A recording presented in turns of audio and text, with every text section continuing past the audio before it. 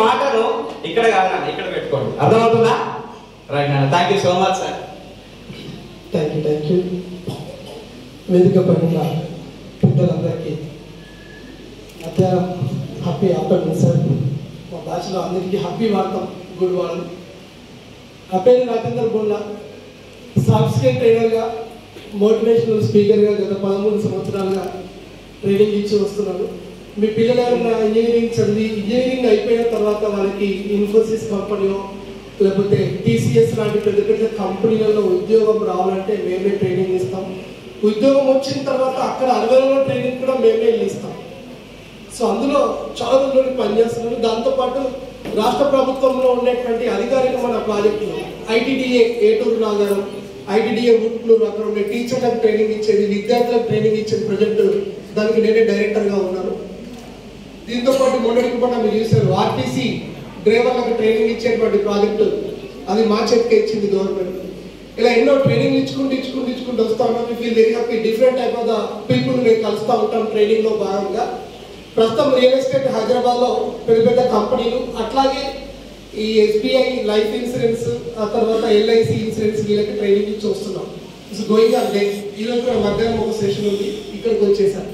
Feel very happy. ఎందుకంటే ఒక Jagtial rural బ్యాక్గ్రౌండ్లో జ్ఞాన అకాడమీ స్థాపించబడి అంతకుముందు అందరికి పేరెంట్స్ ఒక డ్రీమ్, ఇప్పటికో డ్రీమ్.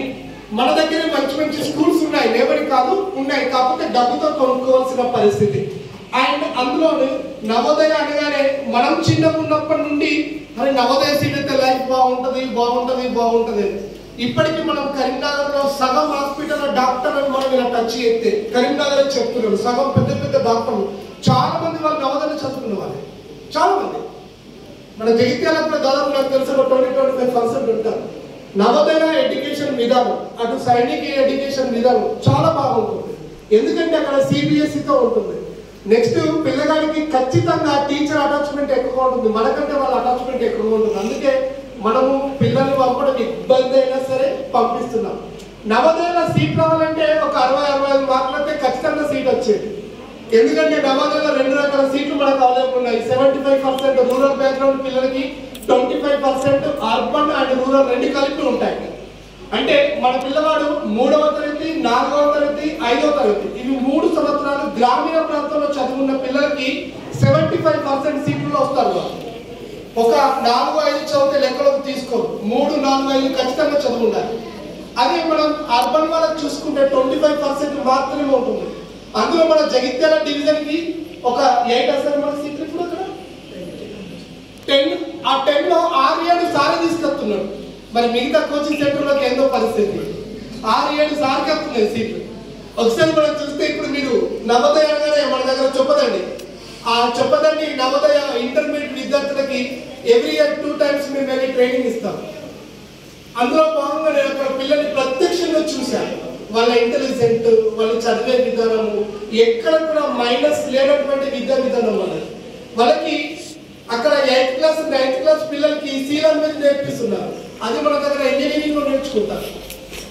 అంటే ఆ స్టాండర్డ్ ఎడ్యుకేషన్ మన పిల్లలకి అక్కడ దొరుకుతుంది. కాబట్టి మరి 170 మార్కులకి ఈరోజు సీట్ వస్తుందా?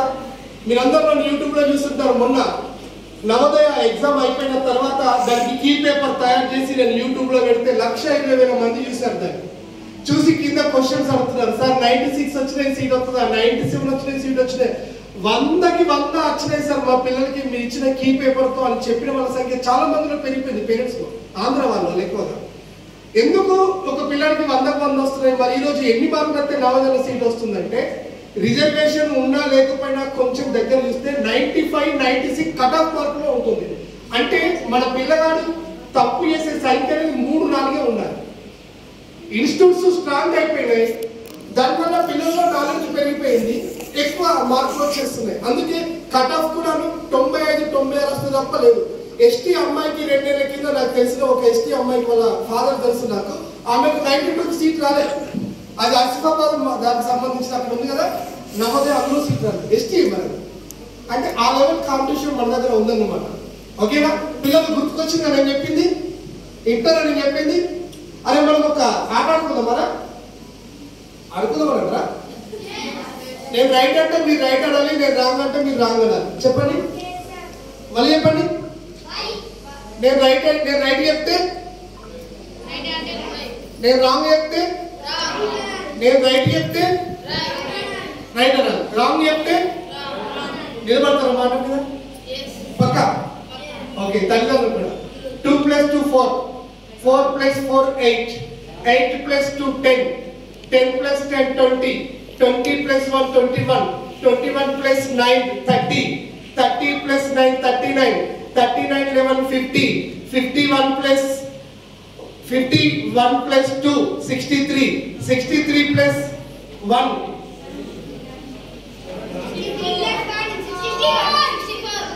మంచి ఇల్లేదా?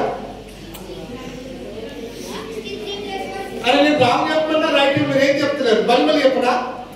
చాలా కరెక్ట్ కాదు. 2 + 2 4. మీరు ఆన్సర్ చెప్తున్నారు, ఏం చెప్తున్నారు? నేను రైట్ ఆ రాంగ్ మీరు గుర్తుపట్టాలి. 2 + 2 4, 4 + రైట్, ఓకేనా? రైట్.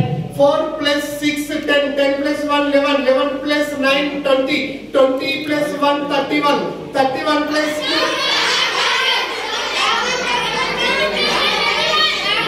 Okay, thank you. మీ చేతులు లేపేదాంట్లో నాకు మంచి కాన్ఫిడెన్స్ కనబడింది.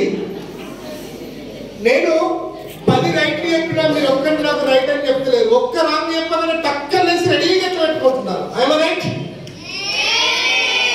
ఏమర్థమైంది? ఈ సమాజంలో నువ్వు రైట్ చేంజ్ చేస్తే ఎవరు పట్టించుకోడు, రాంగ్ చేస్తే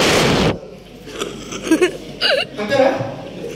నేను ట్రైనర్స్ ఎట్లా ట్రైనింగ్ ఇస్తాం గంటల గుర్తుపెట్టుకోవాలి. మీరు ఇచ్చేటువంటి మీరు చెప్పే ఇక్కడ కూడా ఎగ్జామ్లో రేపు నువ్వు నవోదయ ఎగ్జామ్ రాయకపోతే నువ్వు రైట్ లైన్ చేస్తే మంచిదే, కానీ రాంగ్ నుండి సీట్ తీసేస్తాయి.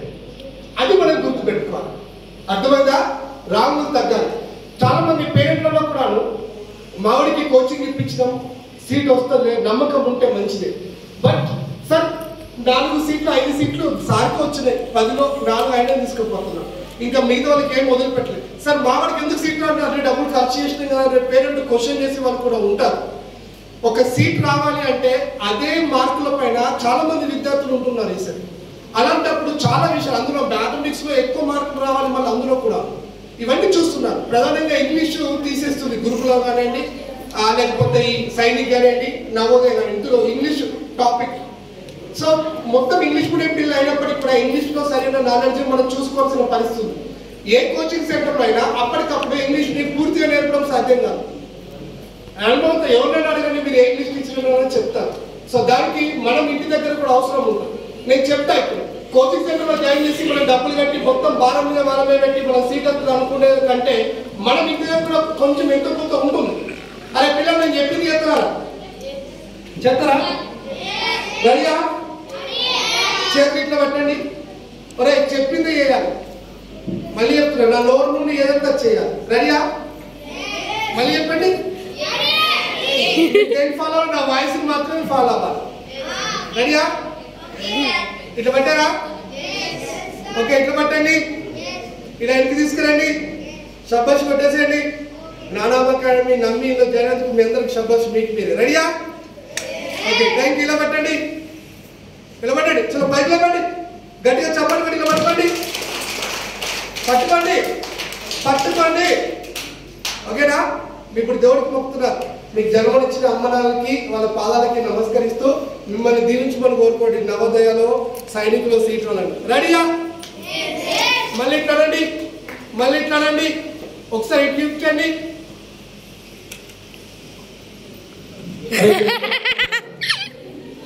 నేను మీ చేతులను చెంపలపై ఎప్పుడు చెప్పినా అరే ఆ వీడు ఎట్లా ఉన్నాడు, నా వాయిస్ ని ఫాలో అవ్వండి అన్నా కదా, నేను చెప్పినని ఫాలో అవ్వండి కదా. ఇట్లా పెట్టుకోండి అన్నా, నాకేదో అనిపించి చల్లకుండా ఇట్లా పెట్టుకున్నాను. మీరెందుకు పెట్టుకున్నారు? మీరు నా నోరుని ఫాలో అవ్వాలి కదా, నేను చెప్పింది చేయాలి కదా. మరి నేను ఇట్లా పెట్టుకుంటే మీరు ఎందుకు పెట్టుకున్నారు? రైట్. తల్లిదండ్రులు మీరు ఏం గమనించాలంటే మన పిల్లలు ఎప్పుడైనా సరే మనము చెప్పేదానికంటే మనం చేసేది వాళ్ళు ఎక్కువ చేస్తారు. దయచేసి గుర్తించాలి. సాయంత్రం అయింది, 6 గంటలకి కోచింగ్ పంపించడం లోకల్ వాళ్ళమందరం మన పిల్లల్ని అయిపోయింది. రాత్రి 8 గంటలకు తీసుకొచ్చినాం. పట్నం ఫోన్ రైట్. ఆమె అన్నం తింటా ఉంటుంది, ఆగాదు అత్తున్నావు రైట్ చదువులో నువ్వు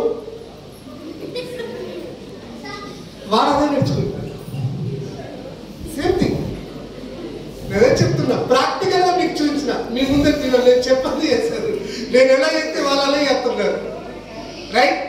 కాబట్టి మొన్న మధ్య ఆంధ్రప్రదేశ్లో ఒక తండ్రి జస్ట్ 11 సంవత్సరాల అమ్మాయి 10th స్టేట్ ర్యాంక్ వచ్చినటువంటి ఒక తండ్రి ఒక ఇంటర్వ్యూలో మాట్లాడిస్తే అతను ఒకటే మాట చెప్పాడు, నేను నా పిల్లలకి 11 సంవత్సరాల్లో 10th ఎగ్జామ్ రాయించడంలో టాప్ మోస్ట్ మార్కులు రప్పించిన కారణం ఏంటి అంటే నేను నా పిల్లలతో ప్రతిరోజు 1 అవర్ మాట్లాడుతాను.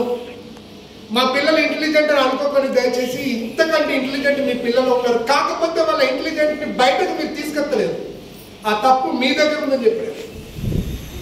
ప్రతి ఇంట్లో ఒక డస్ట్బిన్ ఉంటుంది, కానీ ఇప్పుడు ప్రతి ఇంట్లో 6-7 డస్ట్బిన్లు ఉన్నాయి. అందులో నేను ఉండే నా డస్ట్బిన్ మొబైల్ డస్ట్బిన్ నా పిల్లల ముందు నేను వాడనండి, అది నా బిజినెస్ అవసరం ఉంటుంది తప్ప.